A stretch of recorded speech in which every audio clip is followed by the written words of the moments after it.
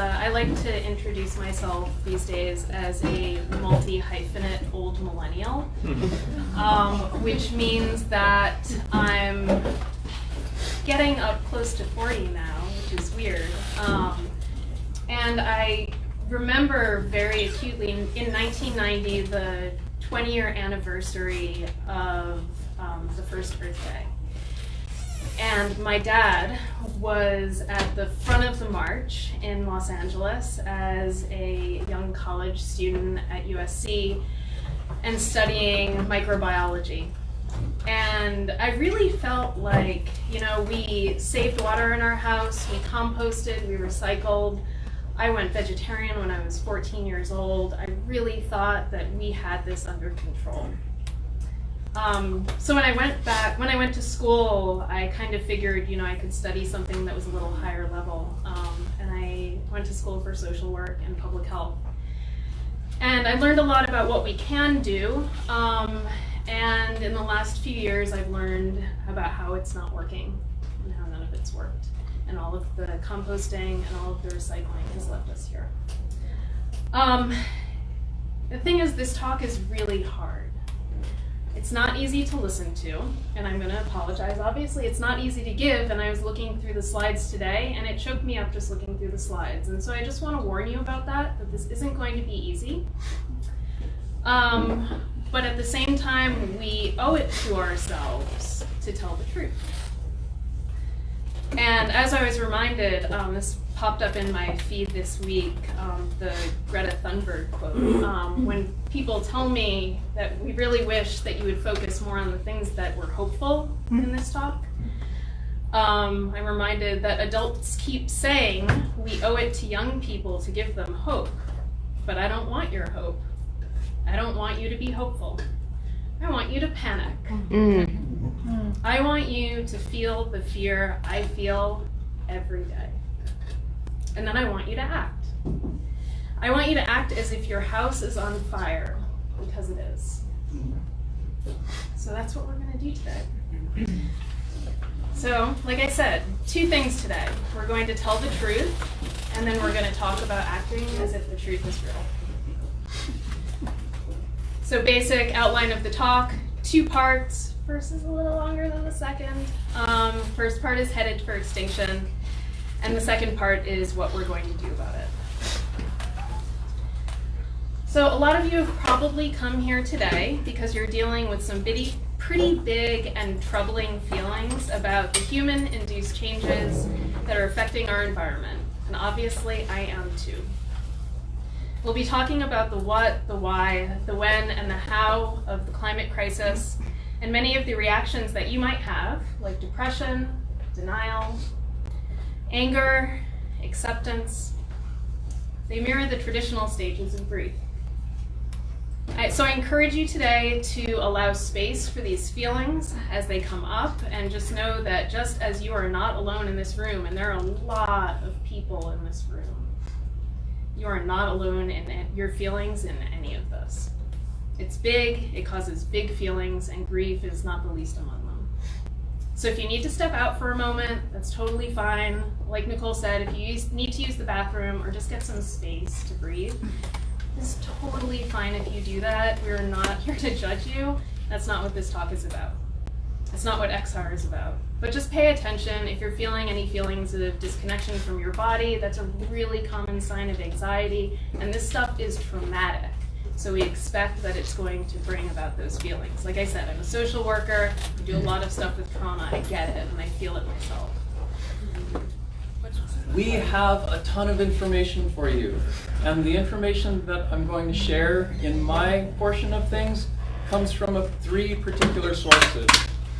The first is the Intergovernmental Panel on Climate Change, or the IPCC. Most of you have probably heard of it.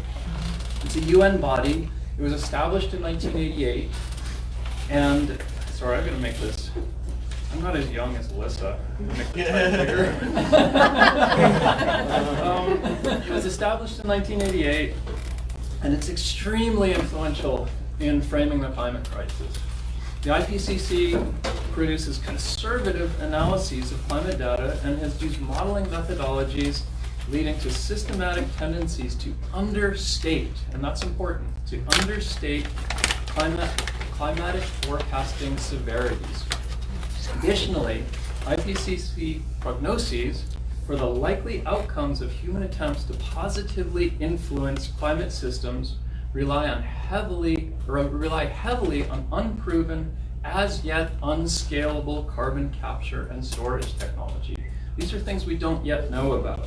These are optimistic prognoses, maybe unrealistically optimistic. Most crucially, and this is important to remember, the IPCC publishes summaries which are a product of political processes with input by diplomats with primarily political, not scientific concerns. And these inputs often dilute scientific findings. This is the IPCC. You'll hear about it a lot tonight. We refer to it pretty regularly. They are the main producers of broadcasted climate data and aggregators of climate science. And they're good people. They're passionate people, but it's important to remember their limitations. So second, we'll hear a lot about peer-reviewed science. And most of you probably understand that peer-reviewed science consists of papers produced by scientists and groups of scientists to reputable journals, journals important in academia. Their papers are reviewed, there's feedback given, they work out the kinks, and these things are published. This is a long-established process, but it's also one that has its own pitfalls. Everybody has their point of view. Often these review bodies are not broadly composed of scientists outside of a particular field of expertise who might offer information that could change or color or improve or whatever it is. And we almost never know research's funding sources, and that's a critical aspect. Finally, we will share the opinions of scientists. And these are scientists who've dedicated their careers to climate science. But these opinions are their opinions, and they're very different from their scientific voice. These are opinions that they're voicing outside of the academy. They're not speaking the language of provable science, and they're speaking about their feelings and their concerns. So that's where, those are the sources you're hearing from, and you know what you've gotten yourself into thanks to Alyssa's introduction and my P.T. Barnum crap. So let's dig into it, and we're going to start at the beginning. Carbon dioxide. It's a product of respiration and combustion. Breathing organisms and the burning of carbon-based fossil fuels emit carbon dioxide, and plants breathe it in for their own respiration. It's a greenhouse gas. That's important, and probably most of you know that. Greenhouse gases, like carbon dioxide, methane, nitrogen oxide, or others, are atmospheric gases and cause particular atmospheric effects depending on the gas in question. Concentrations of these greenhouse gases in the upper atmosphere act as a blanket covering the Earth, causing heat retention. It's pretty simple. So this is the basic process behind global warming, and it's a simple, very simplistic description of the greenhouse effect. Shortwave radiation enters our Earth's atmosphere as energy from the sun, and it becomes long-wave terrestrial radiation emitted by land masses that absorb it.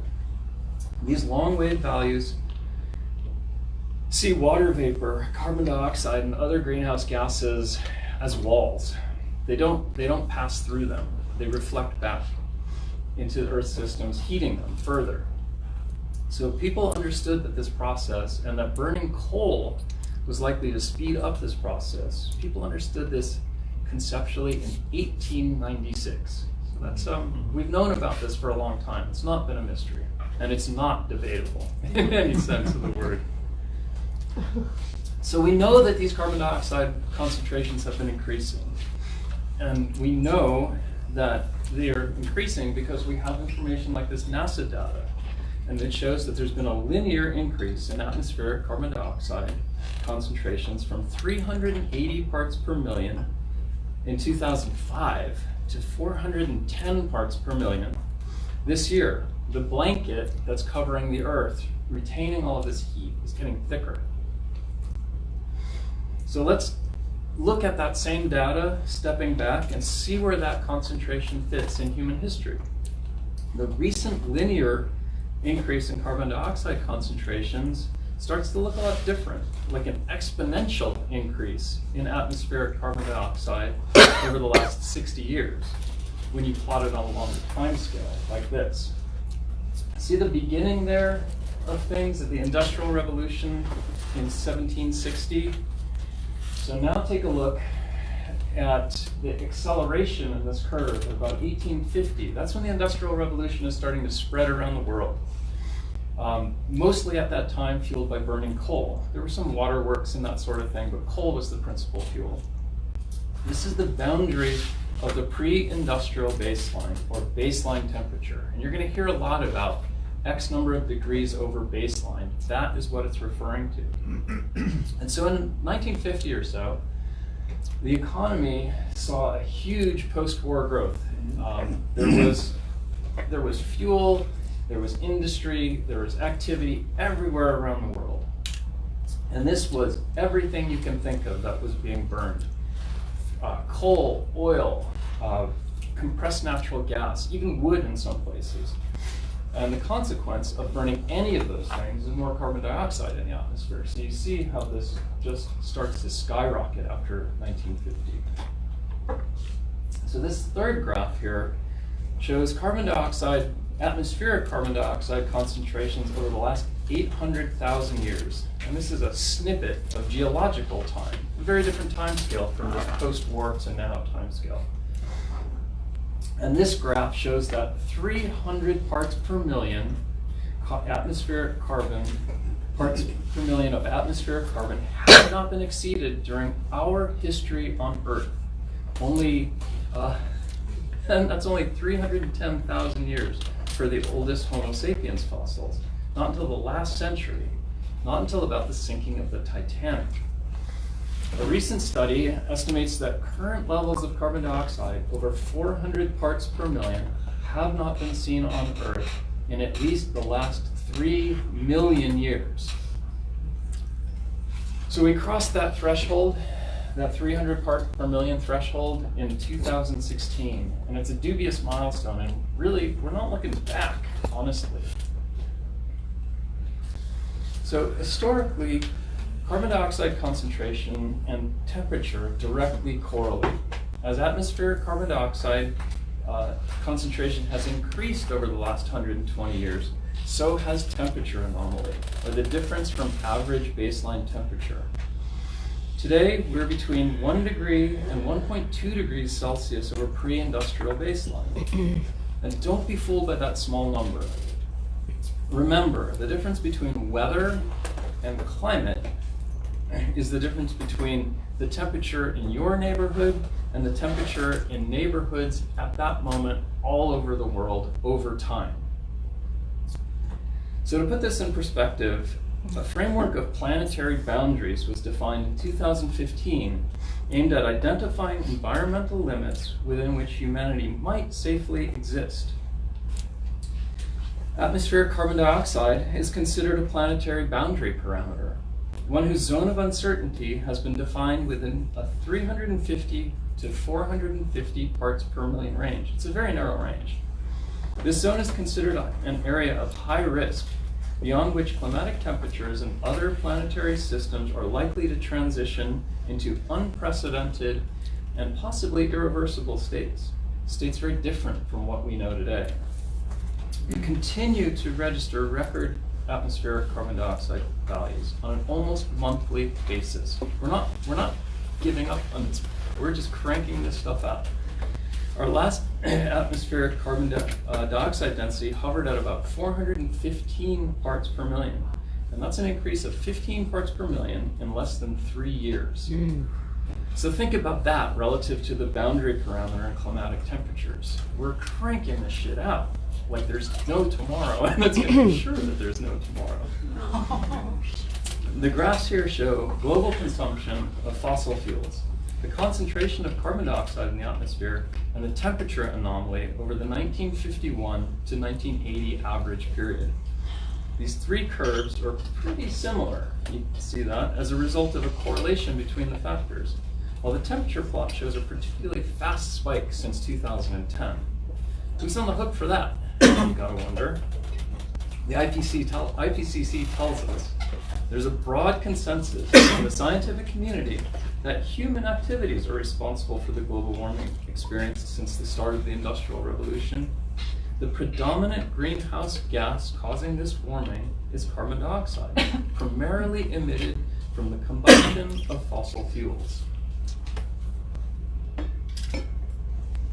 It turns out, though, even as this is cramming along, that not every individual, every community, or even every country is equally responsible for the emission of carbon dioxide.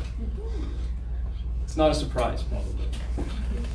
A report released by Oxfam in 2015 shows that the richest 10% of the world's population produce around half of all emissions. Conversely, the poorest half of the population, 3.5 billion people, it's mind-boggling, right? Is responsible for just 1/10 of carbon emissions. So we're living very well at other people's expense. That's really what that means. This unfortunate group of people is mostly made up of communities most threatened by the catastrophic storms, droughts, and other severe weather shocks linked to climate change. Climatic injustice like this is reflected both in the US and globally. It's an unfair truth. You know? The people who are least responsible are getting the worst of this mess, the absolute worst.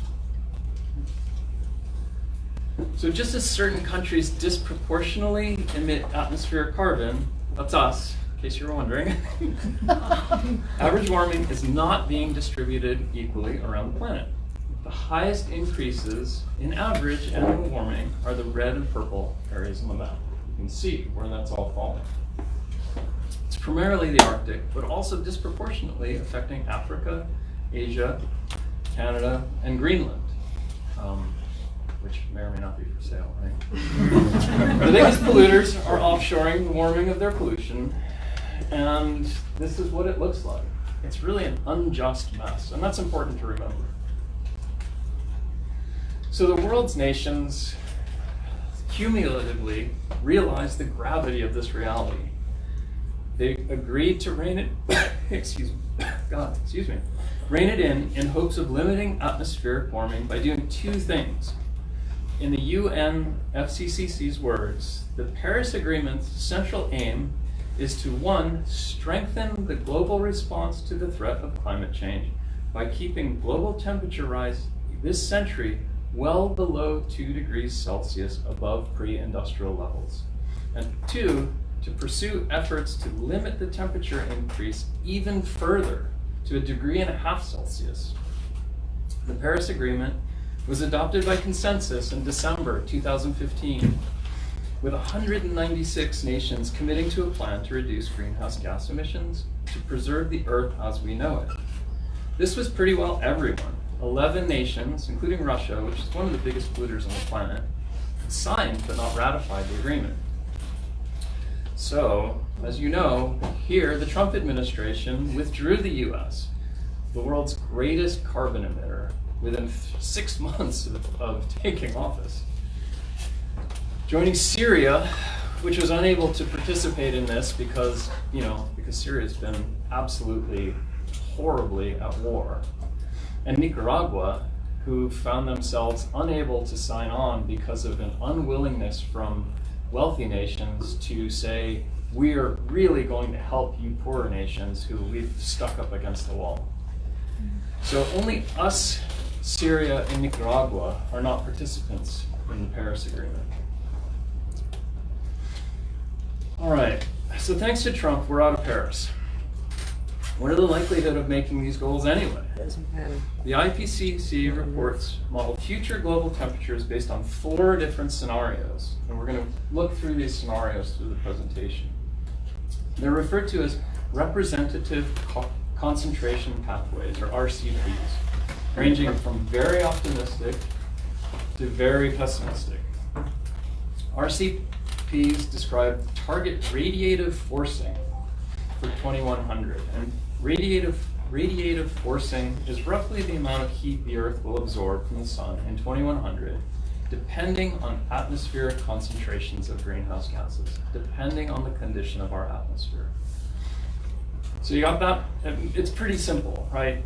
How much of the sun's radiation is absorbed is dependent on our atmosphere. So you all, I'm sure, know that, but just remember how important that thing up there that we can't really see really is. So here's what these very optimistic to harrowingly shitty situations look like. This is RCP 2.6. It's very optimistic, and it describes a full participation of all countries on Earth in aggressive mitigation policies, reforestation, and negative emissions technology. Global temperature rise is still likely to be in the 1 to 2 degrees Celsius range by 2100. In this cooperative scenario, 1.5 degrees Celsius, which the IPCC says we must adhere to, is very optimistic.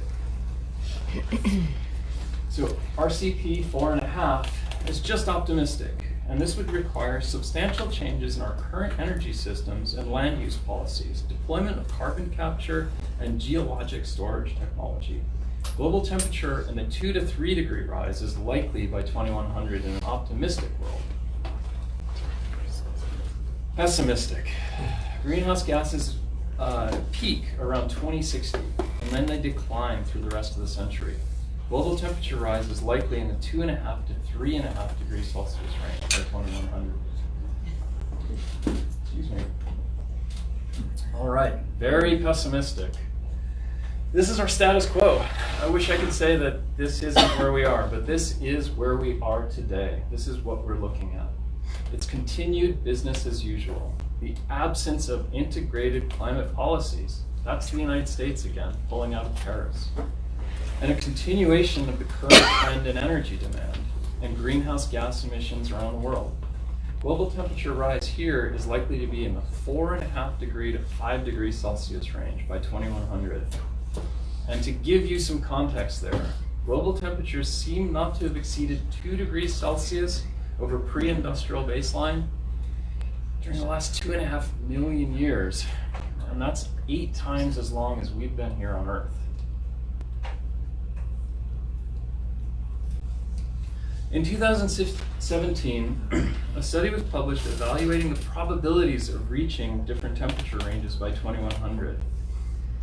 These authors claim to have used a more comprehensive statistical model, or many more statistical models, than the IPCC used in 2018, while also assuming adoption of emissions mitigation policies. Their study concluded that there's a 1% chance of staying within the 1.5 degree target established by the Paris Agreement. There's only a 5 degree chance of staying below 2 degrees Celsius, and that the likely temperature range that we face is between 2 and 4.9 degrees Celsius. In the middle of that mess is 3.2 degrees. Okay, so this is that shitload of bad news we promised you. I wish I could tell you it gets better, but this is why I asked you not to hit me afterward, because it's gonna get worse, unfortunately. We've got a lot to plow through here. And this is what Thunberg is describing when she asks us all to be honest about this and be concerned and as scared as she is. So sea level rise. We know that the sea level has been rising. Since '93, world sea levels have risen 3.5 inches. All the heat that I've spoken about is melting the world's ice. This here is just sea level rise with 1 to 1.2 degrees Celsius warming, the warming we already know. So what more can we expect? What more will we suffer, really, as this gets worse? So this graph answers some of those questions. It shows sea level rise projections through 2100. This is in centimeters. A centimeter is about 3/8 of an inch. And this starts in 2000. These projections correspond to those optimistic scenarios, the RCP 4-5. In this case, a sea level rise will increase oceans up to 158 centimeters, 158 centimeters, 5 feet 2 inches. That's by the end of the century. This is optimistic. A little taller than me. Yeah, this is optimistic. A little shorter. So that is what LA and San Francisco look like with 2 degrees centigrade increase in temperature and the ensuing sea level rise. So here's very pessimistic.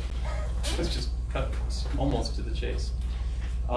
This again shows sea level rise through 2100, and it's the same studies information. And this is the business as usual scenario, referred to as very pessimistic, our status quo. In this case, the authors of this paper estimate sea level increases up to 2.43 meters. So we don't know shit about the metric system, unfortunately. Yeah. But we do know about sheets of plywood, and that is a ½ an inch less tall than a 4x8 sheet of plywood on its long edge, or 16 inches taller. If you don't work in construction. 16 inches taller than a standard residential door, which is this door here. Well, that's not a residential door, but it is a 6/8 door. So think about that. Look at that door. It's pretty terrifying. So Los Angeles looks pretty bad. San Francisco looks pretty bad. We know that Long Beach is the biggest, busiest port on the West Coast. Long Beach, the port of LA, is absolutely 100% underwater. We know that the Sacramento River Delta feeds into the San Francisco Bay. Take a look at it. It's astonishing. And globally, we know how many people live in these coastal regions. And we know how many we expect to be living in these coastal regions. We expect that population by 2060 to reach 1 to 1.4 billion people. Sea level rise is going to devastate and displace millions of these people all over the world. If we go with that 1.4 billion person projection, that means that we're displacing 12% of the world's population. 11.3 billion people is what the world's population is projected to be. So that means about 1 in 10 people on Earth are going to be forced to relocate. That's pretty sobering. We can expect migration crises like we can't imagine. And we can expect, as a consequence of these crises, increasing violence and increasing warfare. We can expect international and internal fighting over resources as pretty ordinary situations. I spoke with the IPCC contributor who dealt with population displacement. A lovely man, not a man that I would want to invite over to a pleasant dinner party to talk about light things. His business is moving populations under duress. He settles people in the numbers of millions, organizing big displacement resettlements all over the world in the consequence of flooding or war or whatever terrible thing that can happen. He's there managing the response, and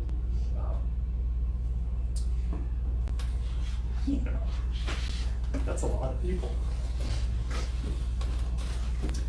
So, after all of this, the IPCC, after they learned all of this and had the time to absorb all of this, this incredibly conservative group of scientists released a report later that year in 2018 that came to a stark set of conclusions.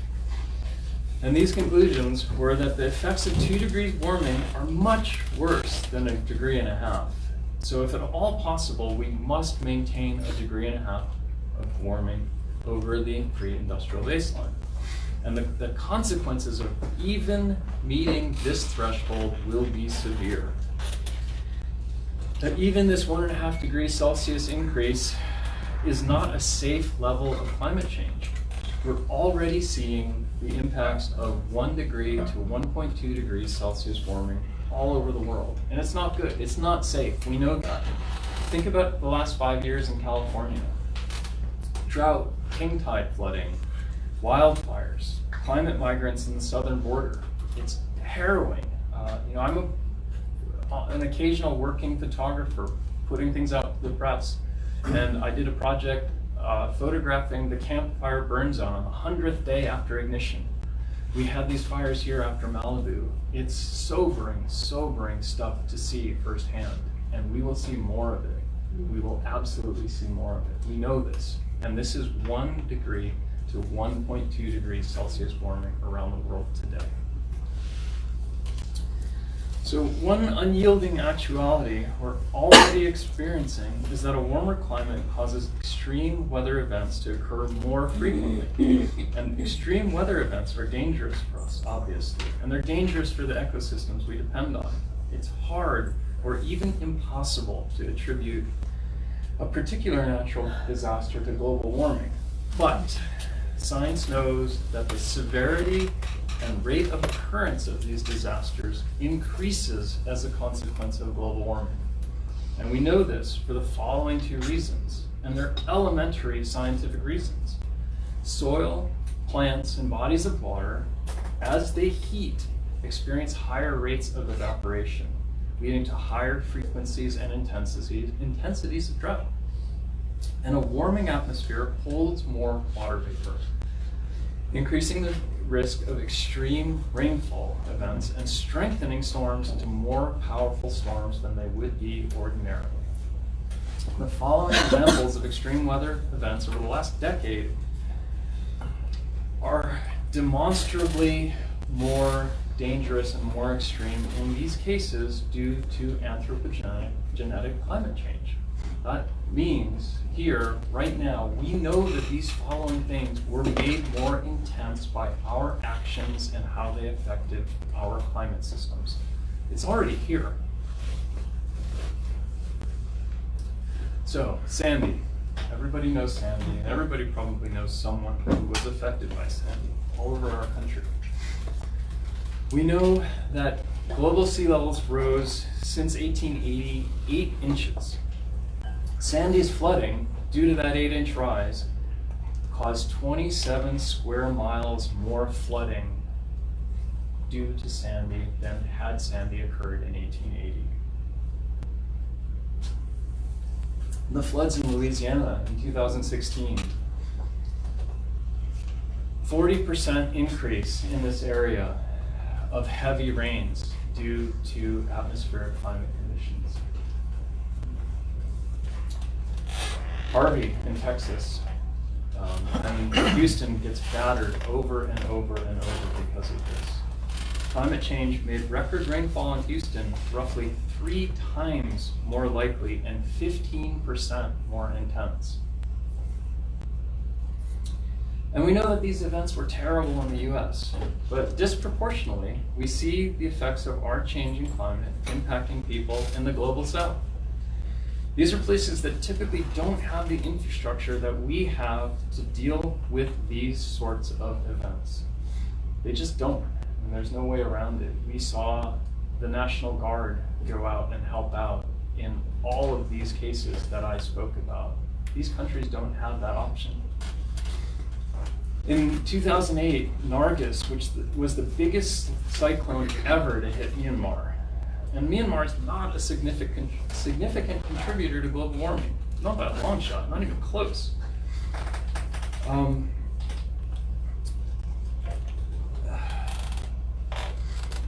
Do we, polluter societies, have an obligation to climate innocence affected by storms like this one? I thought there was a statistic about how many died and how few bodies were actually recovered. 130,000 were dead in this, and something like a third of bodies were never recovered. A third of them were never recovered. I guess that was edited out. Maybe we should get that back in. So the question is, do polluter societies have an obligation to these people, to these innocents? An obligation proportional to the advantages that these wealthy societies gain polluting the world to achieve their prosperity? I personally think they must. And this is a concept called proportional obligation. But we're not. We're not acknowledging that proportional obligation. And we're not even working to stop this runaway disaster that we've set in motion.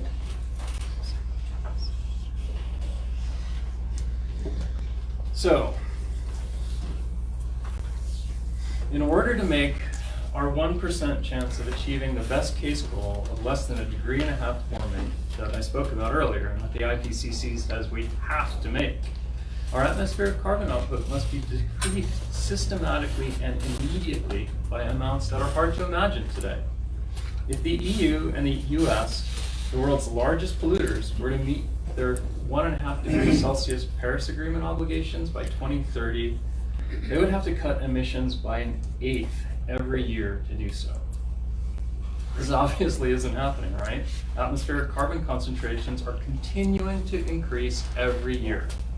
The Paris Agreement's targets of net zero emissions in the second half of the 21st century look more and more like a pipe dream, honestly, due to the inadequate response of the world's nations to the size of the crisis. There's not a proportional response to what's going on. There's not honesty about what's going on.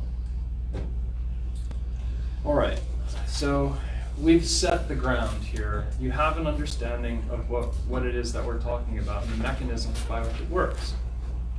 So now I'm going to address the phenomena that are beyond our control and working against our quickly mitigating climate crisis that we created here. And the first thing here is climate lag, and it nails us. It provides an additional degree of warming no matter what we do. Climate lag is just what it sounds like. It's the time that it takes for our actions to reveal themselves in the response of Earth's systems. So bad outcomes are baked in to Earth's systems at this point and irrecoverable. We know this.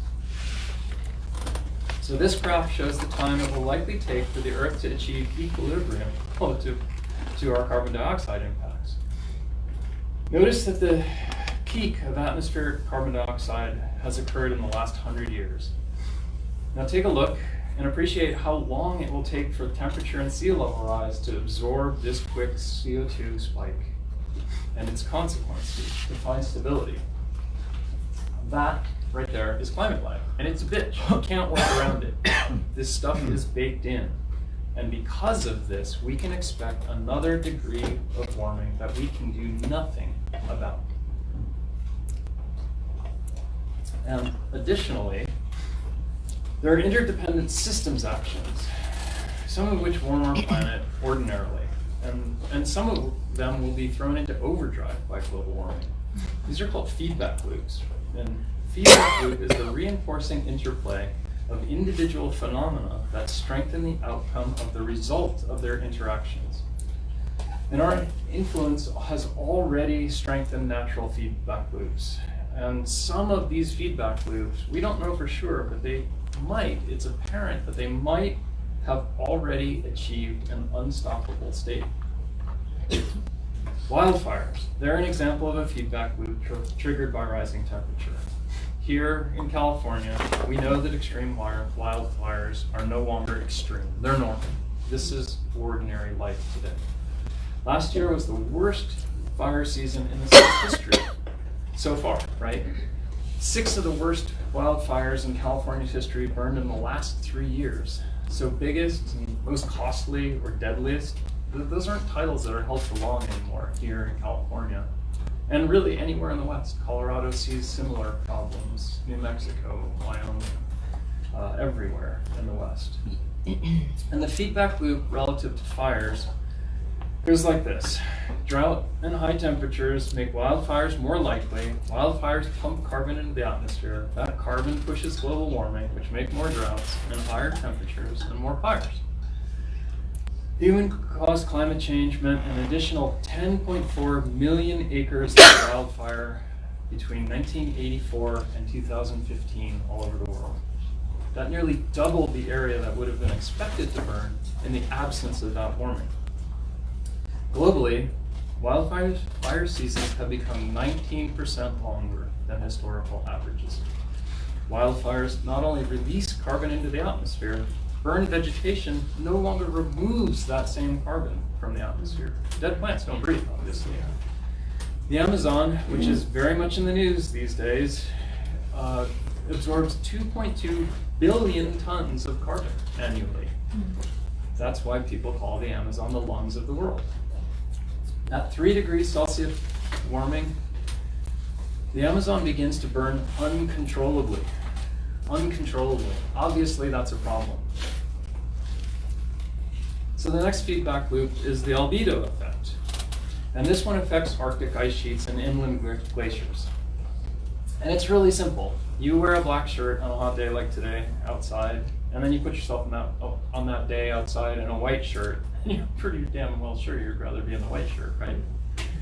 So now imagine that you're the ocean underneath a big white reflective ice sheet. And that white reflective ice sheet keeps your sea temperatures down.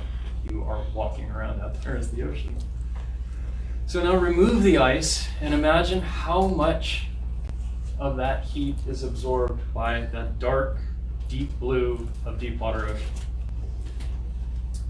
That ocean surface becomes that black shirt walking around outside on a hot 95-degree day. And that's the albedo effect.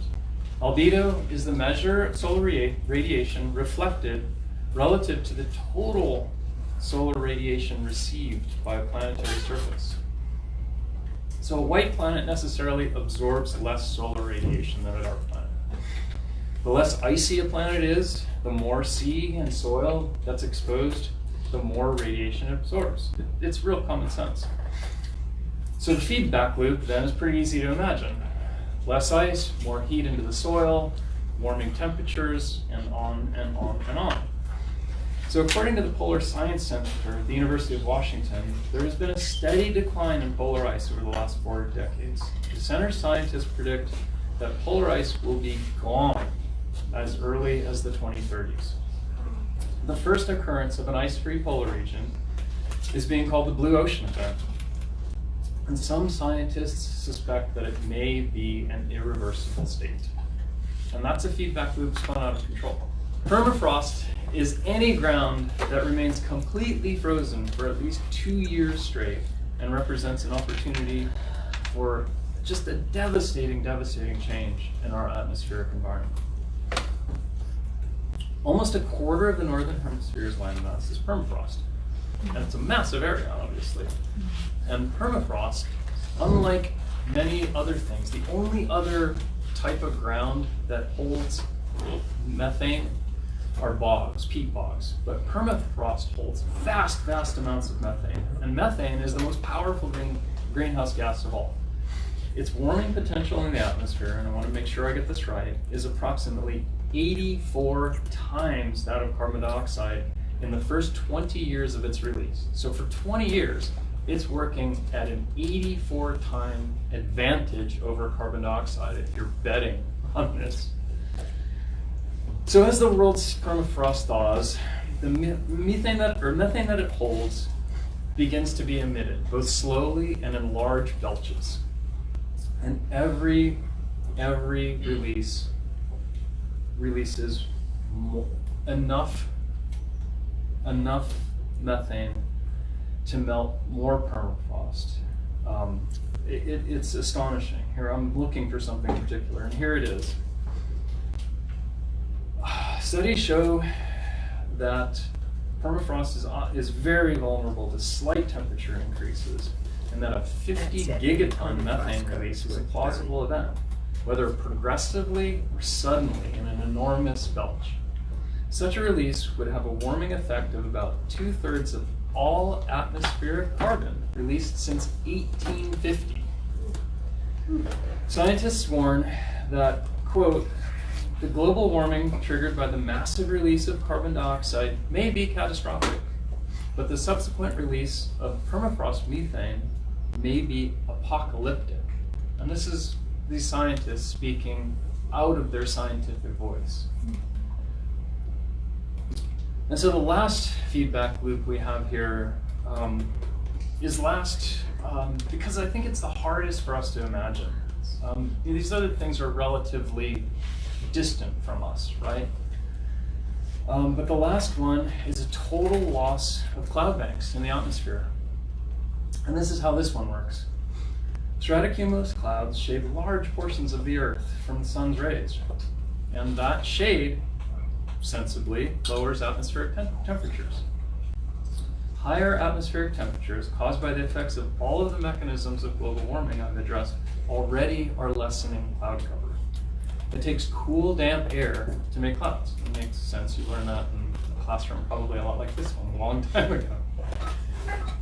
So, as the cloud cover decreases, there's less reflection of solar radiation, which means higher temperatures, which means, right, this is the feedback loop, you're already guessing it, even higher temperatures and fewer clouds.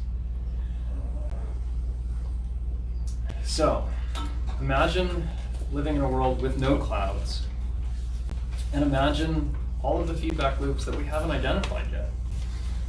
A warmer world might hold surprises for us, says a Purdue University paleoclimatologist named Matthew Hoover. And those surprises aren't pleasant, he says.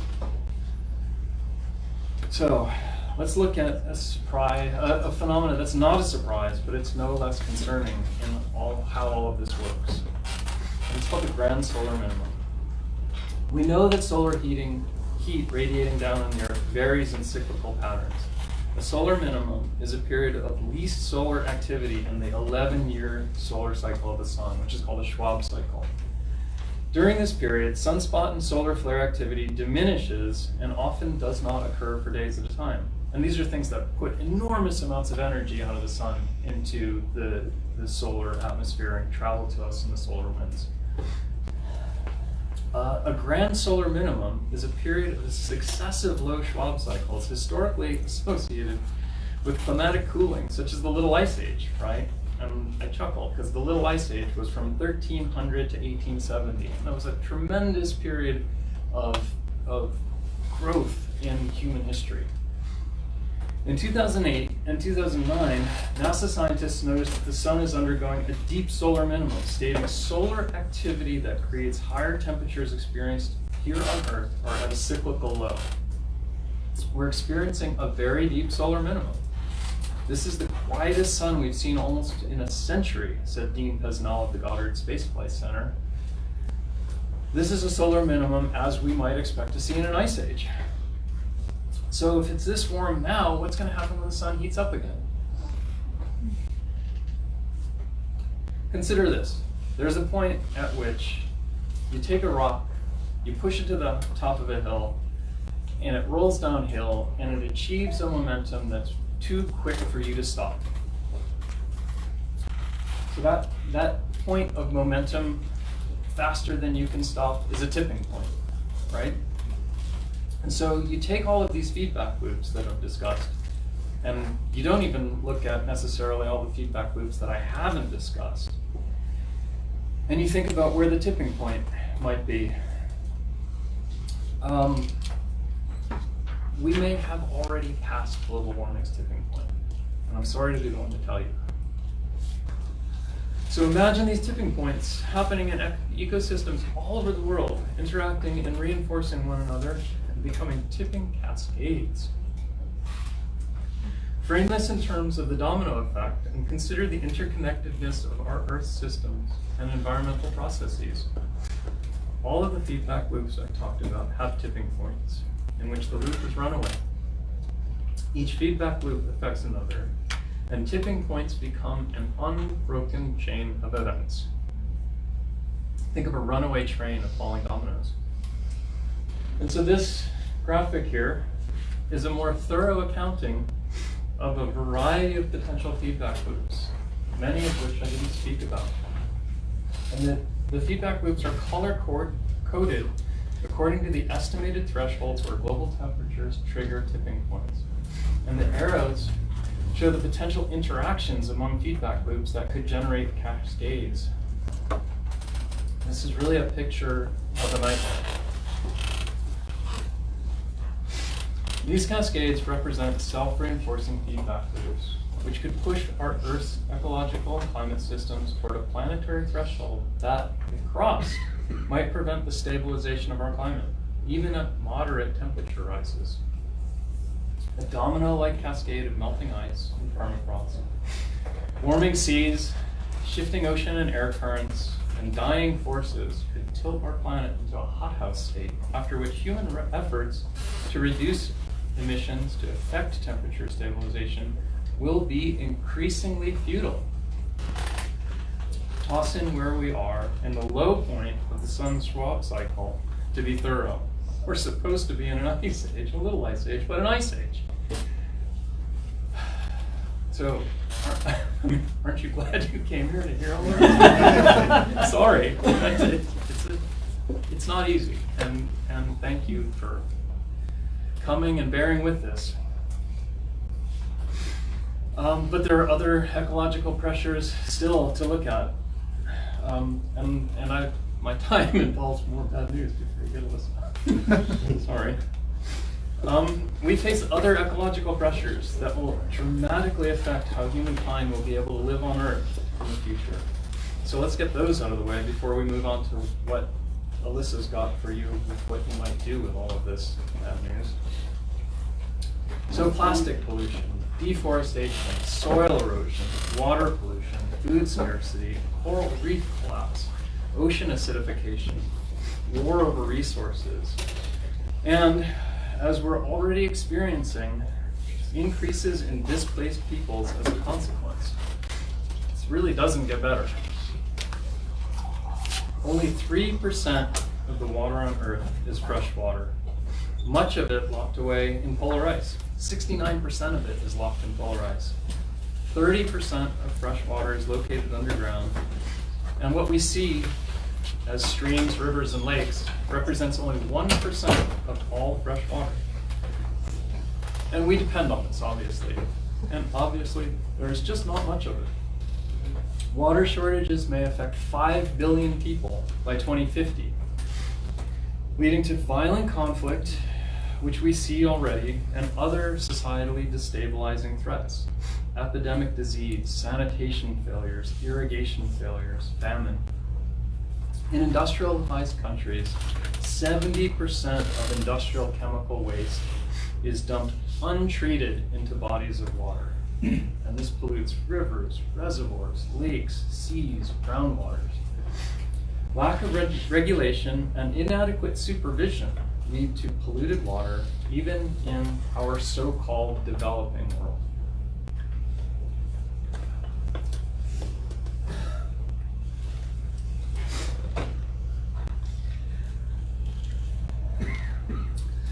Our freshwater sources aren't the only bodies of water in danger. This is really hard. Our oceans are at tremendous risk. Oceans, the world over, are warming and acidifying as they absorb more heat and carbon. As the oceans warm, corals bleach. That turns once thriving ecosystems into underwater deserts. And I've seen this firsthand in places that were dear to me. I was fortunate to grow up in a place where I could be underwater as if I was in my own backyard. And I brought that with me to the mainland. And I've spent as much time underwater here in California almost as I did in Hawaii. And the changes are real, they're evident. I'm here as a first-hand witness to tell you this. Prior to the 70s, I grew up in the 70s. These events were almost unheard of. I never saw a reef bleach in Hawaii as a kid in the 70s and 80s. So today, These bleaching events are common. And coral reef systems, they're not only beautiful, they've fed me, but they feed millions of people around the world. And they provide protection, coastal protection, to storms. I can't imagine, I lived through Hurricane Eva in Honolulu in '82, I think it was. And Waikiki was untouched, it was hard to believe. But when you went around to Kaneohe Bay, and the devastation in places without a reef was palpably different. So coral reefs, they provide food for 500 million people around the world. So we lose these reefs, we've destabilized the food source for 500 million people, and these 500 million people have to figure out what to do about that. And people don't always make great decisions when they're hungry. I know I don't personally. Imagine your whole society is hungry and on the move.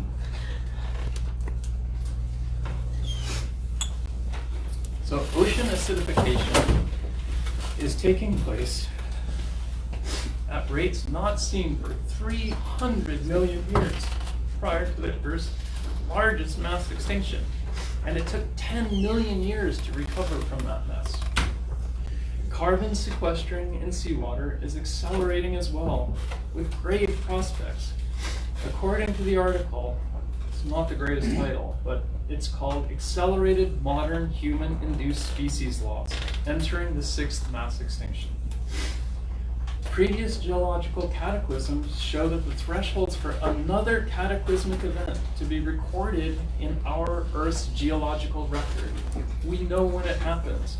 That threshold is 310 gigatons of oceanic carbon.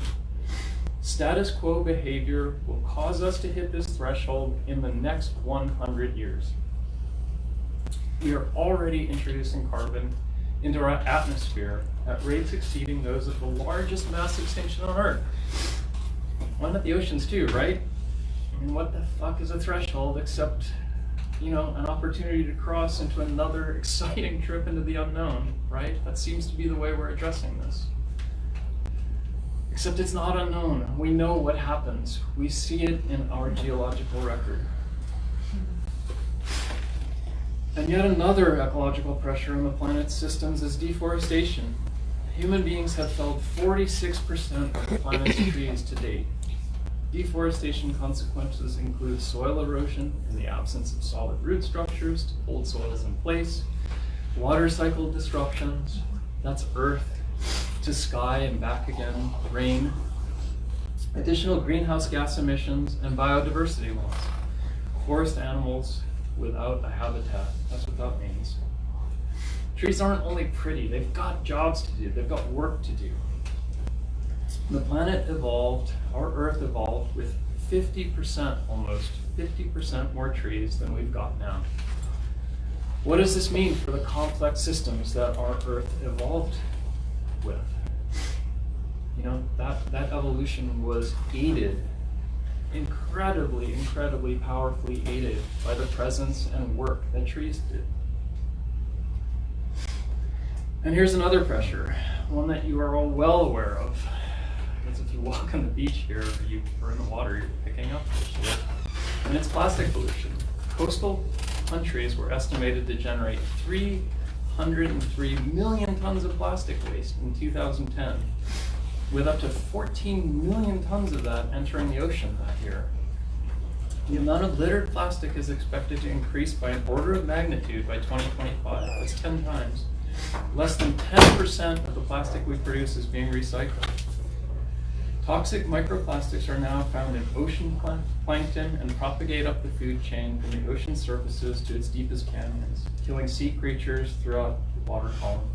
It's as if we were putting a plastic bag over the planet, suffocating everything.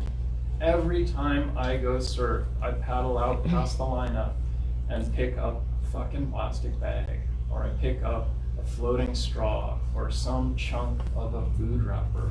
Every time I surf at the southern end of Los Angeles Bay. All of these ecological pressures together are creating a multitude of disasters.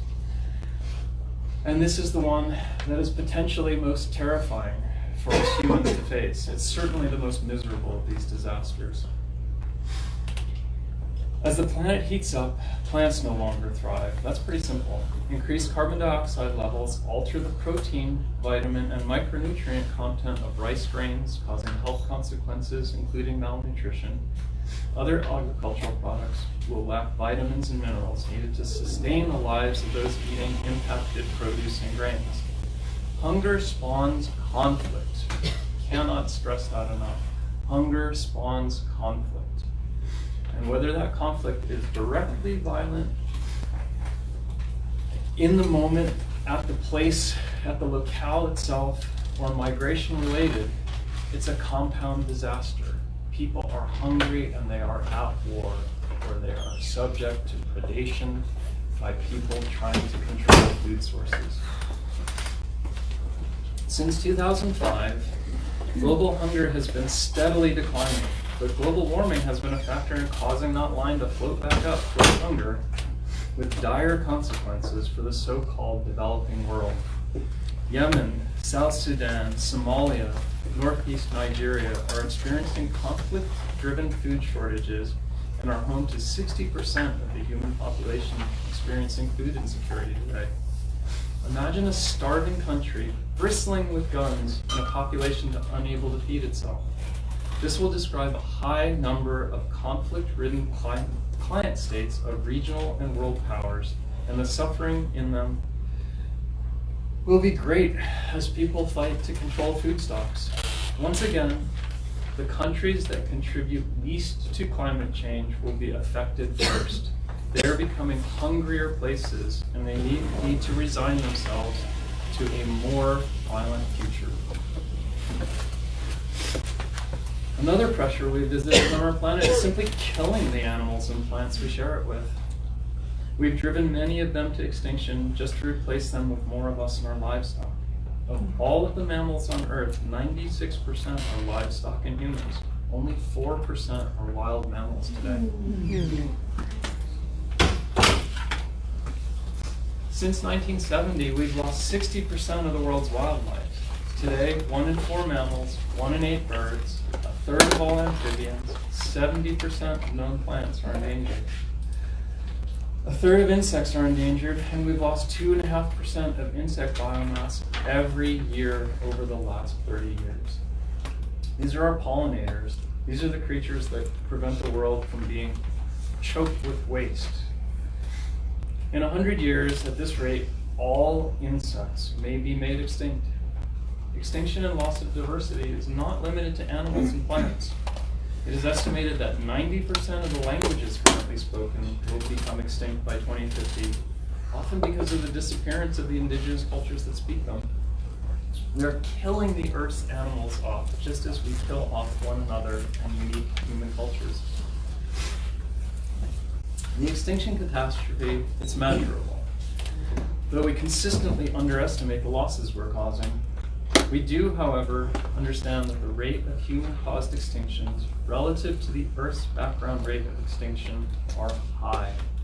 The graph of expected extinctions due to natural processes versus actual loss under human influence demonstrate a really heartbreaking reality here.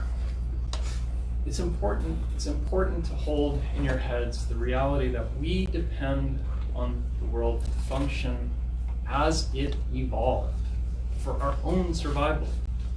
Where do we think that this decimation will lead us? What creatures and flora will future generations know only from books? And what will that mean to the functioning of the ecosystems they depend on for their own sustenance and survival here on Earth? So far on our planet, there have been 5 previous mass extinctions in which a majority of all living species disappeared. You know a kid that loves dinosaurs, right? I'm sure. Everybody knows this. Everybody understands this. These extinction events have been identified in the geological record, and the conditions that caused them are understood. Acidification of the oceans, airborne pollutants filling the atmosphere, climatic change, atmospheric methane saturation. They're all familiar, right? They're all the things that I've just been talking about. We know what these extinctions look like, what's caused them. And we can say with certainty that we are now in the 6th mass extinction, a Holocene extinction. This is the one that we are causing by replicating many of these same past planetary conditions. Given our understanding of the planet's history, what do we expect is going to happen this time? Doing the same thing repeatedly and expecting a different result is the definition of crazy, or so that person goes. And are we feeling crazy yet here? In 2015, in the paper, again, Accelerated Modern Human-Induced Species Losses, entering the 6th mass extinction, Gerardo Ceballos and his collaborators definitively described the Holocene extinction. It's been 4 years since this miserable reality was scientifically validated. It's real. It has been described indisputably. What is our human response to something so urgent as this, so urgent as the loss of the biodiversity that sustains us all on Earth? Do you know and see a proportional response to this discrete crisis that we're talking about within this larger context of ecological and climatic crisis? I sure don't. We've not even confronted the need to stop accelerating the damage we're causing, let alone rein those damages in. So what are the courses of action ahead now that we understand the Paris Accords and the IPCC hard limits, which our government rejects, mind you, to be an aspirational fantasy? Humanity hasn't looked over a cliff like this one before, and we barely have words to describe what is upon us. Even our most optimistic predictions are dire, says the president of the National Academy of Sciences, Maria McNutt. When scientists speak the word dire, it's my sense that we should worry. Our best case will require bold, internationally united work, and succeeding at this cooperation in a way that's been uncommon in our past. Achieving the best case will still deliver us to a deeply damaged world. Imagine a World War II mobilization with everyone on the same side. It's just not a piece of cake. We've never done such a thing.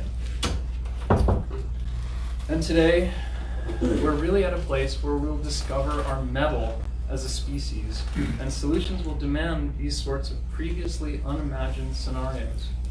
We've had it easy a long time, living as if there were no end to resources and no consequence to action.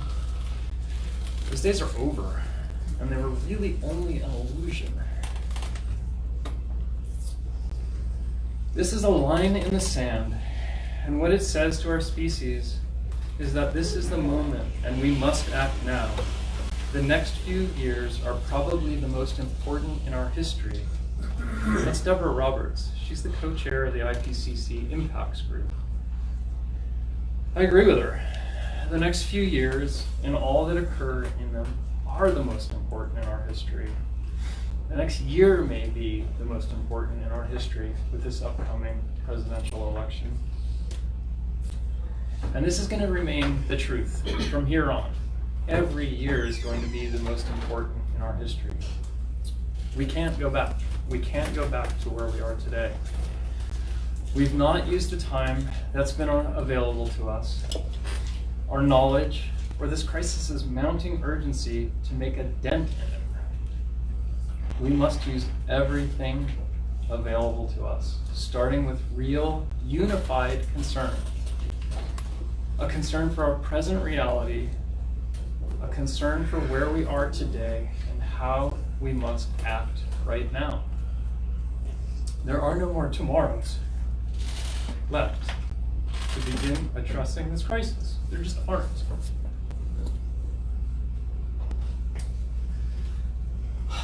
So that's all a mess, right? It's all a terrible mess.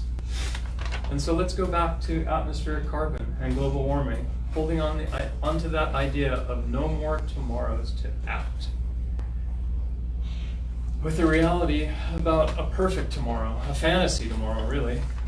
Forget all of the other pressures on our survival that I've mentioned. Even if we stop producing all carbon tomorrow. All of it, and went to worldwide net zero emissions yesterday. The IPCC plus 2 degrees Celsius hard limit is not something we can realistically expect to meet. It's not. That's sobering. It's really sobering. Today we're at 1 to 1.2 degrees Celsius above baseline, depending on where it is on the Earth that you look. When we factor in the reality of climate lag, we're up to 2.2 degrees Celsius. And that's baked in. There's no ability to affect change there. Taking into consideration all of and only the other factors that I've talked about so far, we know that a 2 to 4.9 degrees Celsius increase in temperature is our likely future. A warming higher than 3 degrees Celsius is considered ecologically catastrophic by 2050. That's within the lifetime of today's kids and many of us adults. Probably me. Hope. Maybe I hope. I don't know. So we've delivered ourselves by inaction to a 5% probability of achieving the highest risk scenario that the IPCC 2018 describes. The highest risk scenario. The consequences of this high risk scenario's warming are too grave to tolerate even a small 5% risk. So what are we going to do? I'm certain of what we wouldn't do if you frame it differently. A 5% risk is equivalent to a 1 in 20 chance. Imagine that you knew that there was a 1 in 20 chance that you were about to board a plane to travel somewhere, and that plane had a chance of crashing. That was 1 in 20. You'd never get on the plane, right? I'm sure shit wouldn't. But apparently, we're willing to send our children and our grandchildren and all of the innocence of evolution on that plane to crash in our stead. It's pretty cool, huh? No, it's shitty, it's terrifying. It's nothing we would do to anybody that we were concerned about. Take a moment and consider the harm that we've already caused the Earth's animal and plant life, its ecosystems, its climate. Harm that's water under the bridge, irrecoverable climate consequences lost to history.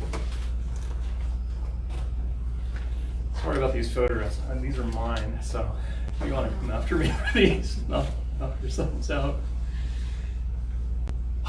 These are the onsets of mass extinction we're looking at from our perch on that bridge, watching the current flow beneath us. What we do when we cross the bridge will define whether or not we become a part of our Holocene extinction as just another extinction among many.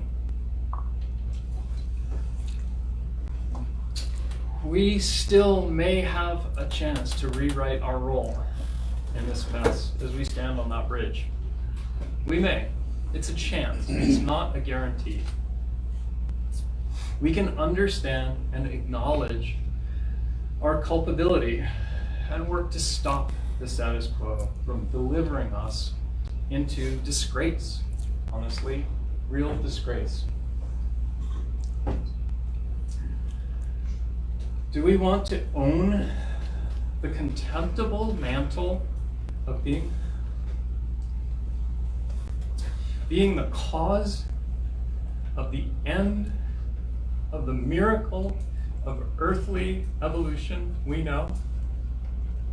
Redwoods, bees, pelicans, mountain lions, and just about everything else, perhaps including us, lost on our watch. Shall that be our legacy here on Earth? We had it all and used it up, our epitaph? This is our choice and challenge. Can we find it in our hearts to rise to it? This is one of the photographs I made on the 100th day after ignition of the campfire. The only thing that survived this firestorm's intense heat were porcelain dinner services and human cremains that people kept of their loved ones on their mantles. This is what a part of our future looks like.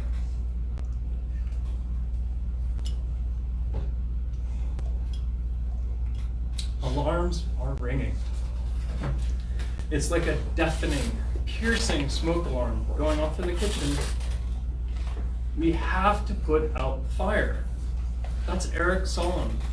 He's the executive director of the UN Environmental Program. The ringing alarm defines the crisis's urgency. Remember, experts speaking from official positions are generally conservative in their statements. Scientists constrain themselves to provable fact, bureaucrats to diplomacy. Today, these experts are saying there's nothing more we must wait to hear. The crisis is real. Act. Life on Earth is vanishing. Deadly climatic effects are being felt all over the planet. Our ecosystems are straining under the stresses we have subjected them to. Stresses we have subjected them to. All of this points to the reality that we humans stand a chance of vanishing too.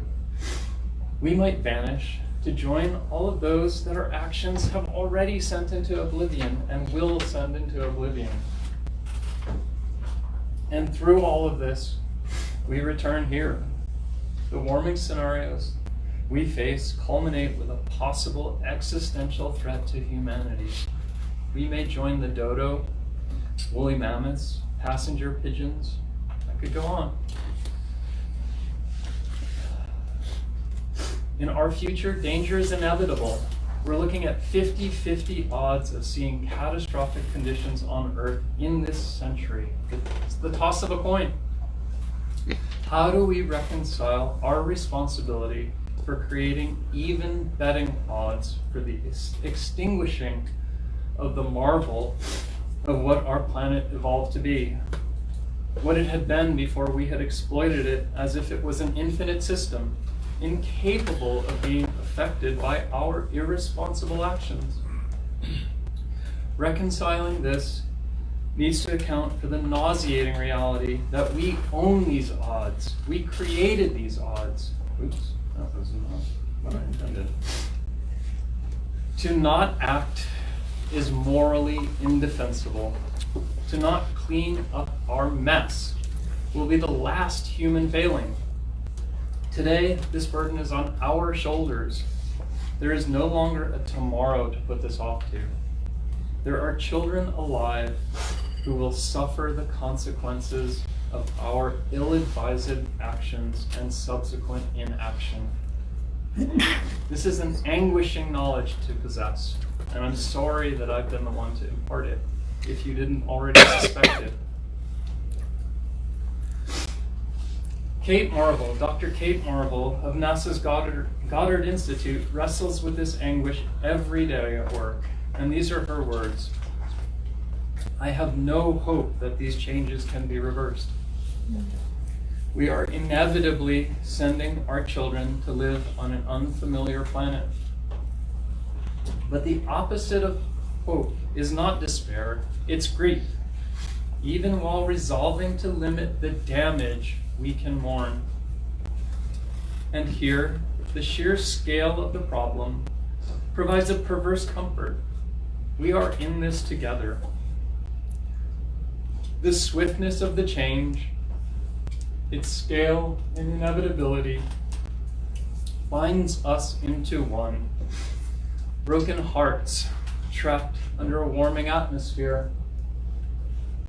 We need courage, not hope.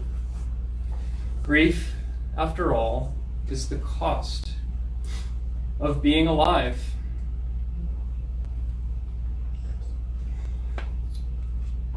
So thanks.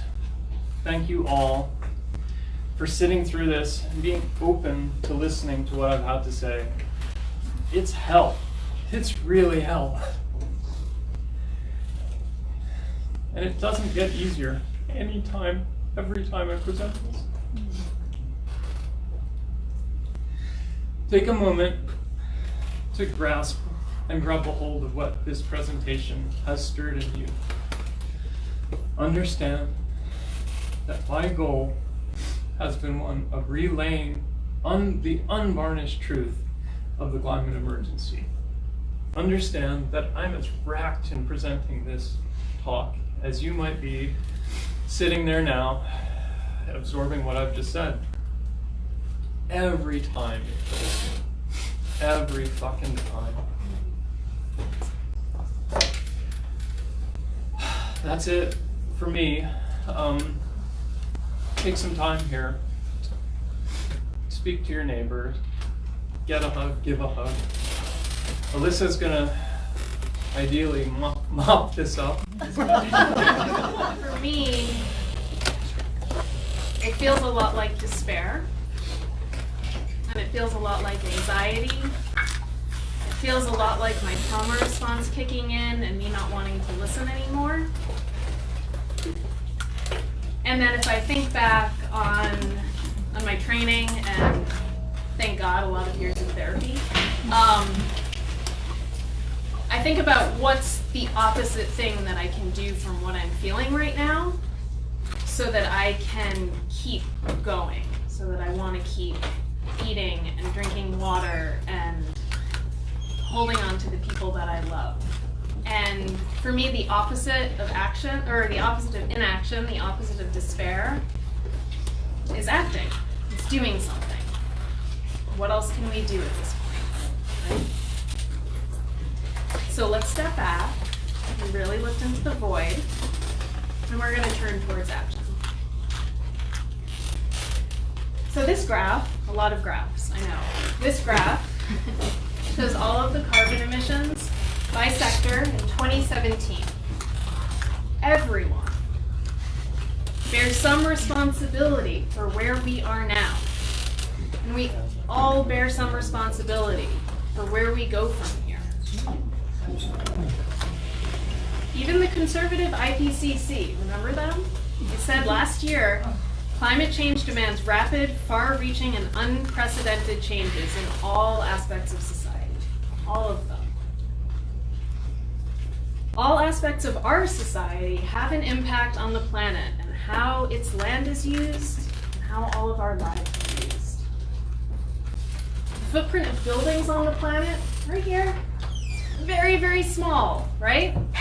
But the total footprint of humanity on this planet, due to human demands for goods, for transportation, trees, seafood, livestock, agriculture, this is huge.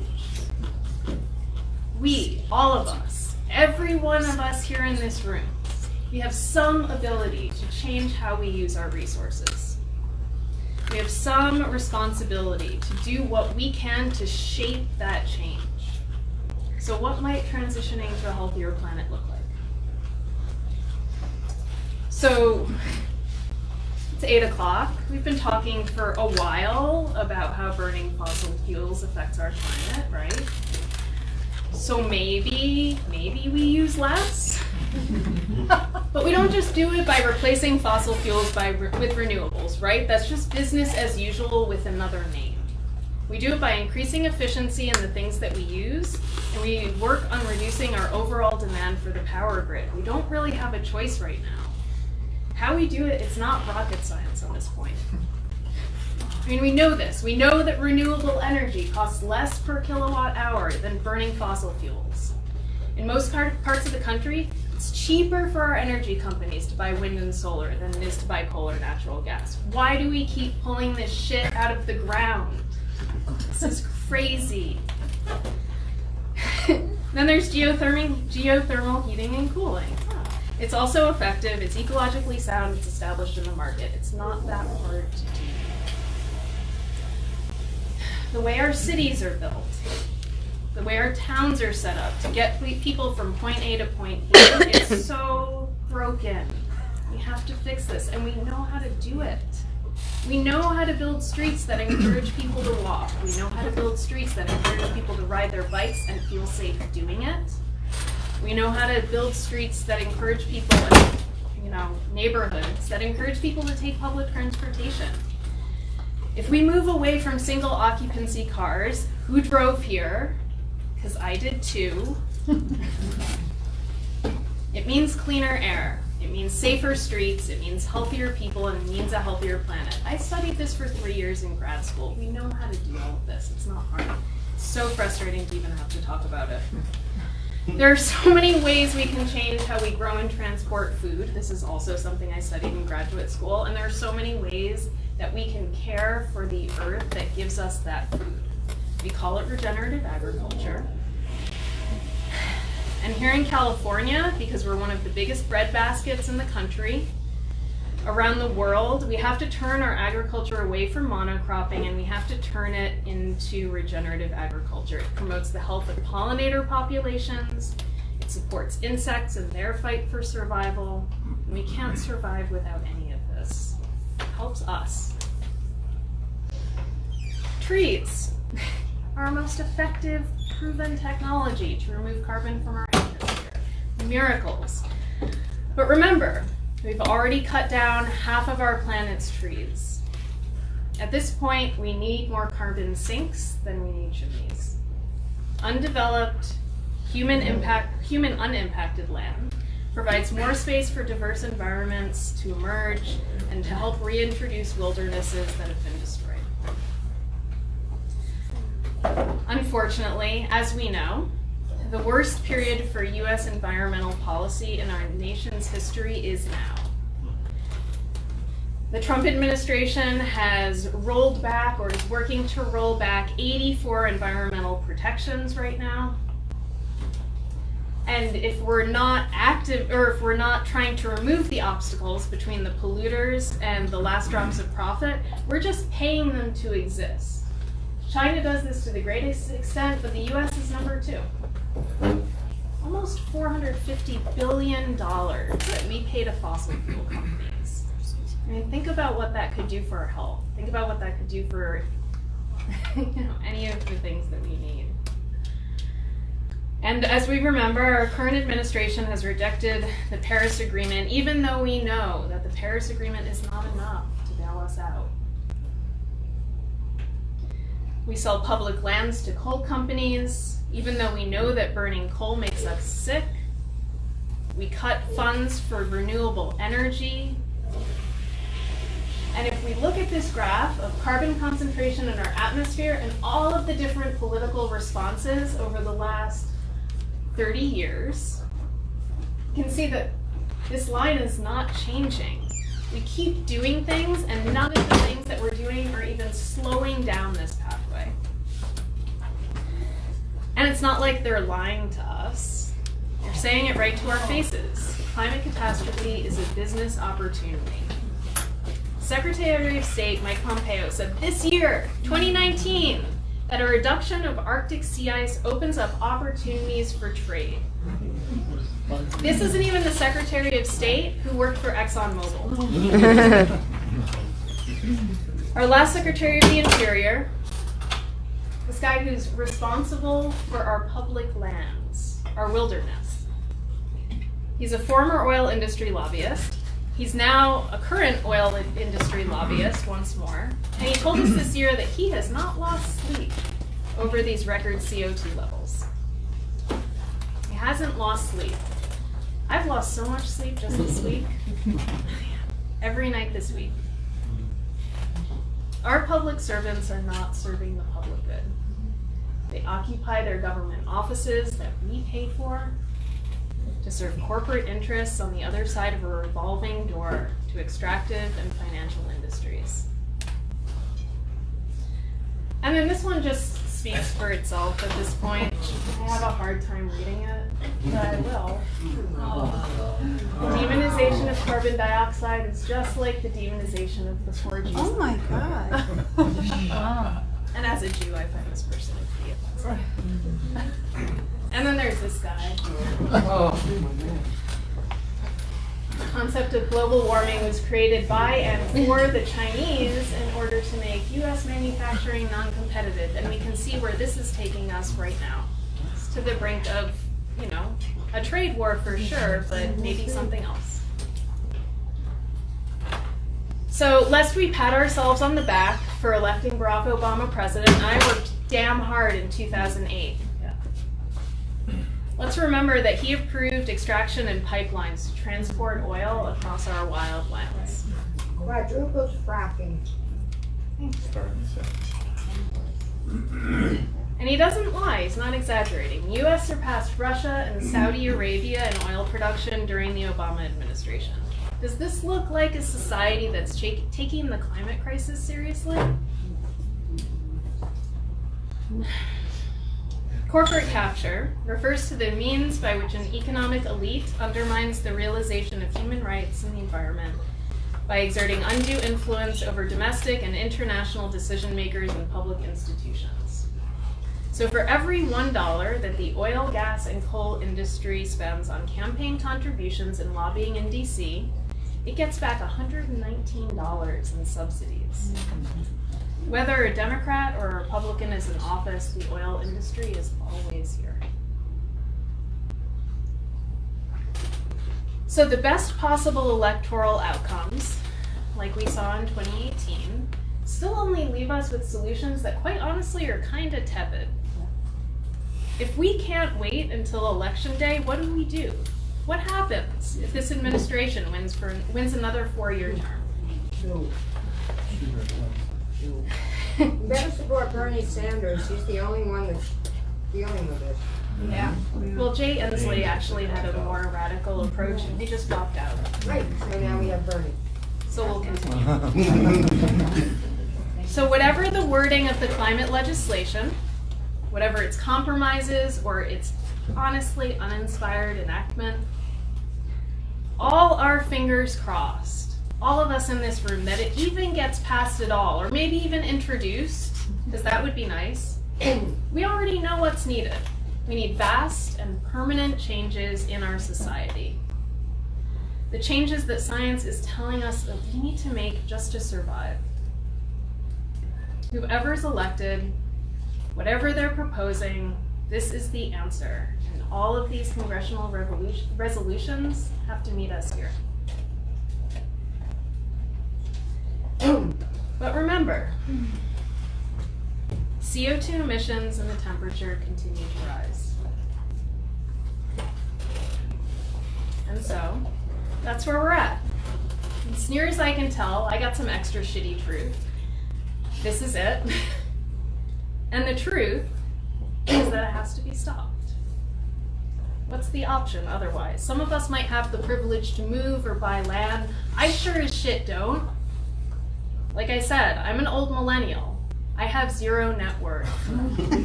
I have a whole lot of debt and a whole lot of very nice degrees to go with them. And that's not going to help me. So we must act as if the truth is real, and we have to do it yesterday. So that's why we're here.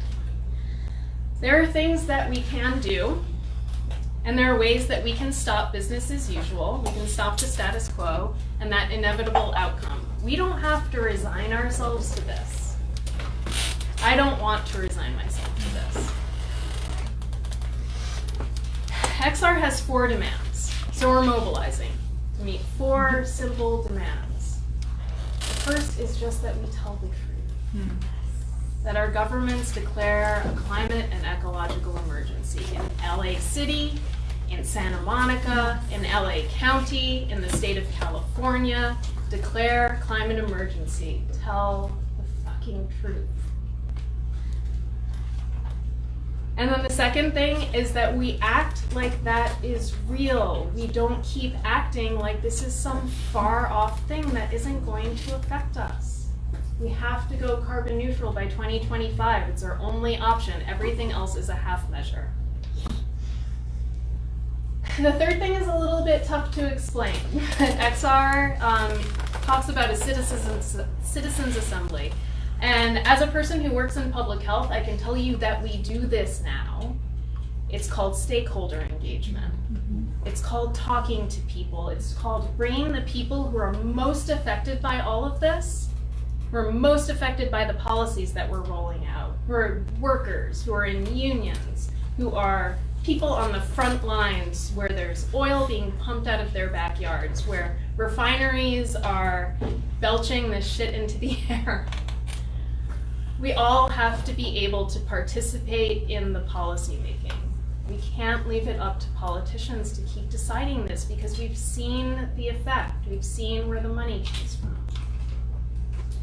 And in the US, we've put forth this fourth demand, and I believe strongly in this, and this is what brought me to XR and what makes it stand out. We have to prioritize the most vulnerable. It's not just by incorporating them into policymaking. That is a first step, but we need to go and we need to right the wrongs that we've caused to so many people on this planet. So many people in this county. You know, I mean, the health disparities that exist in the county of Los Angeles, that exist in every single one of our counties in America, quite honestly, they sit on the backs of Black and brown people. Every single one, on the backs of indigenous people. They live so much less than white people do. So many years lost. So much potential lost. And we have to right this wrong. Quite honestly, we have to develop a plan for reparations. We have to give back leadership to indigenous people. So I will acknowledge, and Eric Holthouse, who is a meteorologist and a journalist, will acknowledge that if I'm trying to motivate you guys, scaring the shit out of you is probably not the best way I could do this. You might shut down, you might become despairing, you might not want to talk to anybody else for a week, and that's totally fine. So let's say that we've got this graph, and it shows how regular people react to news about climate change. Most people, you know, your bell curve, they care about it. They know it exists and they say, I really should do something, but what? I really don't know how to do anything. I don't know how to make these changes. Maybe I'll eat meat once less this week. And then there are these people over here on the right side of the curve who are environmentalists, and they will do everything. They will get rid of their cars. They will ride their bikes to work. They'll go vegan, and that's awesome. And then there are also going to be people on the left side of this curve, who will not change and might even actively do things to make things worse. And I think every time I say this about my neighbors who have a pickup truck with an exhaust pipe that comes out of the middle of the bed, and we see these things, you know, rolling around California, and they just don't care, and that's fine. That's fine. They exist. We'll deal with them. So if we listen to people like Eric Holthouse, our kitchen smoke alarm ringer, we would assume that the truth would trigger fear, overwhelm, paralysis, and disempowerment.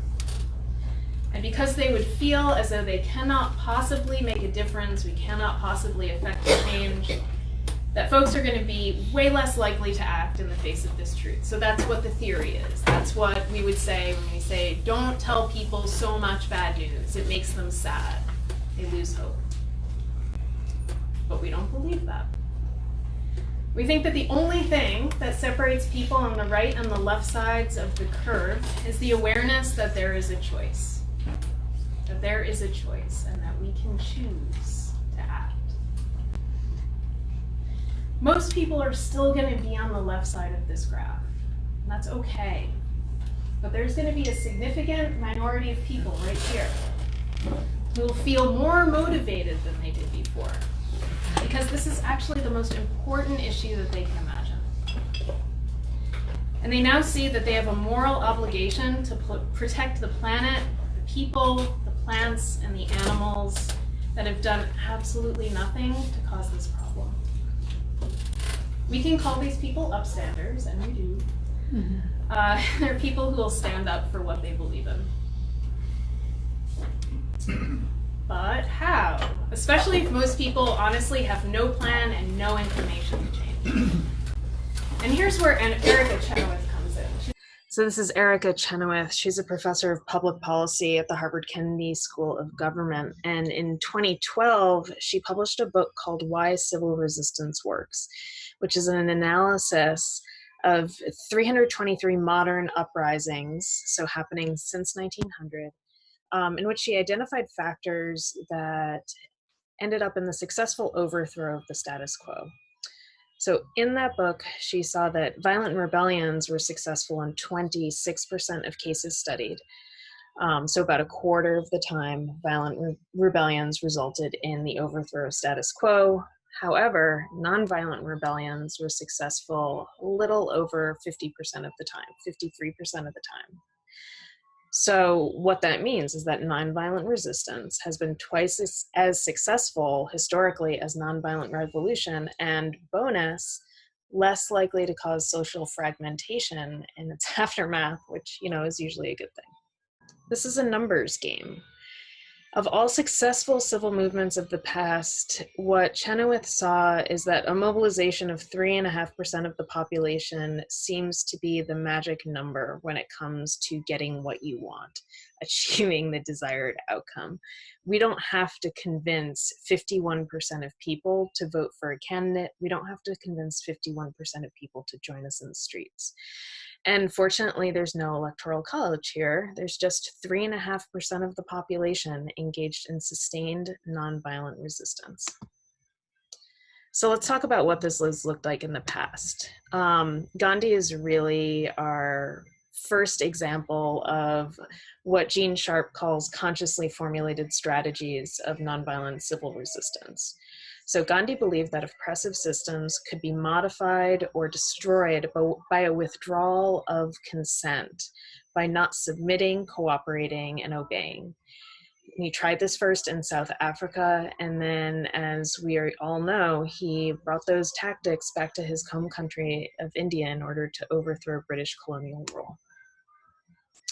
MLK obviously is a marvel of our history, and was introduced to Gandhi by way of Howard Thurman, who was an American pastor in San Francisco and a founder of Black liberation theology. So as we all know, prior to the 1950s, the American Civil Rights Movement had very few successes and were primarily pursuing traditional political approaches. This required large majorities to sway public opinion. But in contrast, nonviolent civil disobedience just required the participation of a relatively small group of people. Only several hundred people went to jail, and several thousand were arrested during the civil rights movement. So, the Freedom Riders only had 400 people participating. What it took in this case was the participation of what I would call respectable young white people in this movement. ACT UP was founded in 1987 in response to the AIDS crisis. They were decentralized, and their founder, Larry Kramer, called them democratic to a fault. They're very, very consensus-based.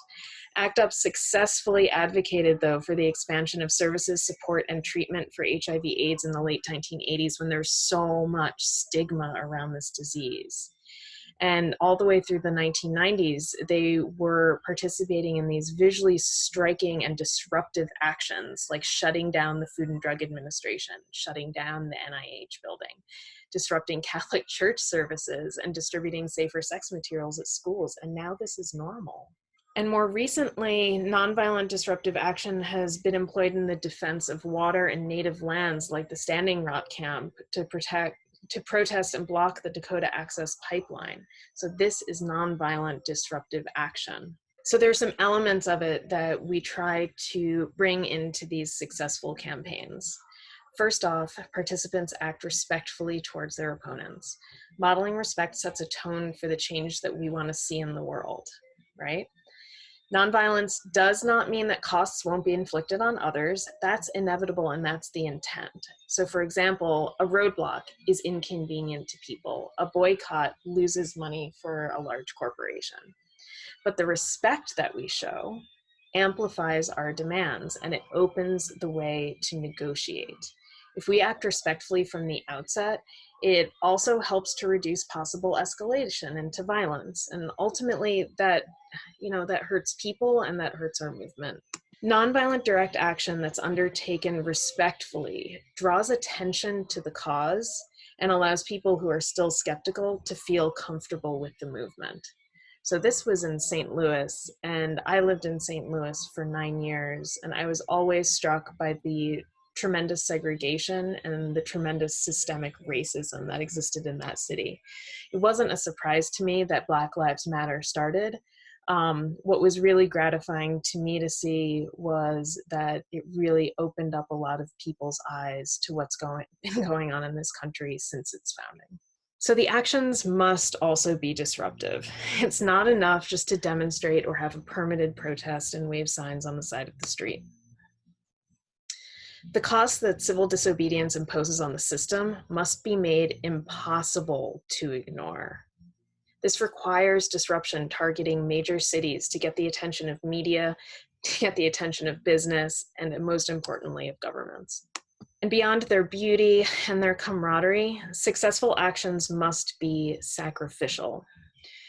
Demonstrators accept the consequences of their actions with dignity and an understanding that maybe everything has to be put on the line to defend the sacred.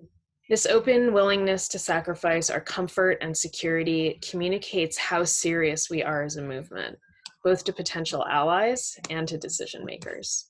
So a fourth element of nonviolent direct action that amplifies the message is something called the backfire effect.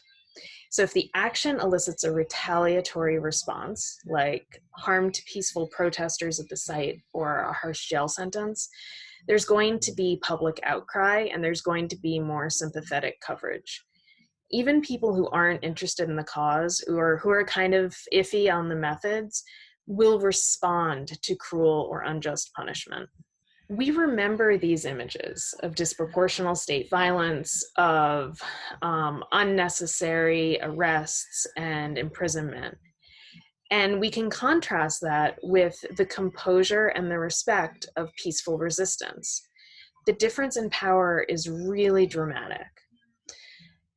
And this photo, which we all know by heart at this point, highlights the enduring power of the protester and the surprising weakness of the tanks. And the central government of China fears this photograph to this day, and for good reason. So I work in nonprofit healthcare, and if I were going to do a simple cost-benefit analysis, I'm not going to go and stand in front of a tank, right? And ultimately, it's up for each one of us to decide for ourselves how we're going to answer these three difficult moral questions. Extinction Rebellion takes what's called a virtue ethic perspective in our search for upstanders, those people who are moved to stand up for life on Earth despite its long odds, because they must. Upstanders decide that action is right and necessary, and they feel like they have no choice, no matter the percentage points, no matter the tenths of a degree. So I'm going to pause for a moment and let you read these questions and just shut up and let you do this.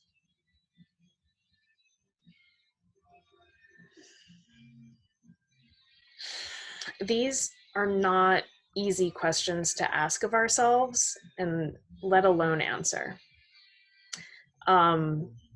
There's a lot of discussion of something called birth strike, and I'm someone who's chosen not to have children, and this ecological catastrophe is one of the reasons. So I don't necessarily think about my grandchildren, but I think about what it means for me to be a good ancestor. So let's go into how Extinction Rebellion thinks about answering these questions. The purpose of Extinction Rebellion is to spark and sustain a spirit of creative rebellion, which will enable these much needed changes in our political, economic, and social landscape. We are trying to mobilize and train organizers to skillfully open up space in our world of overwhelming obligation and stimulation, so that communities can develop the tools they need to address deeply rooted problems in these United States. We are working to transform our society into one that's compassionate, inclusive, sustainable, equitable, and connected. This is a movement that is heart-centered at its core. Beginning in England, Extinction Rebellion has followed these scientific facts that we've given you, these moral principles that we've outlined, and the motivation of so many individual participants to mobilize thousands of members, many of them taking action for the first time. And it's already working. So last October, Extinction Rebellion shut down 5 bridges in London and virtually brought the city to a standstill for about a week. This was their inaugural action. And the outcome of that was the declaration of a climate emergency in the city of London. In April, Extinction Rebellion in the UK mobilized on a broad scale and shut down not just the entire city of London. They took various locations throughout the city, different public squares, and held those locations for a couple of weeks. Not with the intention of keeping them forever, but to make a point and to force people to stop and think about what was going on. And following that action in April, there was a declaration of climate emergency in the UK. There's a declaration of climate emergency in Scotland and in Ireland. Here in the US, XR New York City was the first group to form alongside DC, and both groups started just after the first rebellion in London, so at the end of last year. The New York City group quickly undertook large civil disobedience actions. They disrupted Rockefeller Center's ice rink, they blocked the Brooklyn Bridge, and they blockaded the street outside of the New York Times offices in June. And in July, thanks to XR's political and activist work, New York City became the largest municipality in the world to declare a climate emergency. This works. Mass mobilization works. Here in LA, XR has been meeting since November 2018 as well, and officially launched in 2019, in the end of January, with a march through the Grand Central Market. And then for Earth Day in 2019, we made national headlines when 2 members scaled the Universal Studios globe and 1 dyed the water beneath blood red. The disproportional response of the LA County Sheriff's Department was notable here. The 4 arrested were charged with felonies that were later dropped for their participation in the action. So ultimately, the charges didn't stick, but the immediate response by law enforcement was to assert power. And right now, you, sitting here right now on your computer, are part of humanity's future. And maybe you're part of Extinction Rebellion's future as a movement here in Los Angeles. Around the world, XR is spread to over 500 chapters on 6 continents. It's become a worldwide movement capable of uniting people all over the planet. And those white X's are national chapters, the green X's are local city chapters. This is important because this is the only world we know that's quite like it. This world here that sustains us. So what I want to know is who among you tonight is going to join us?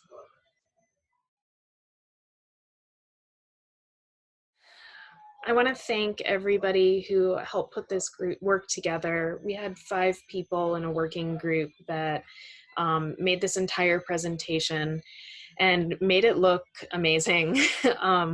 And this presentation wouldn't be possible without work done before us by Extinction Rebellion groups in the UK and Boston, Chicago, and Canada. We were able to borrow very heavily from both their research and their images. And we're really grateful as well to the Guardian UK, the National Archives, and Tiny Shocks for photographs that were used in this presentation. And we thank you for sitting here through this entire thing.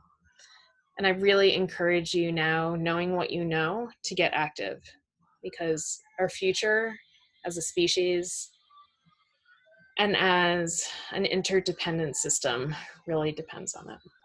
Thank you.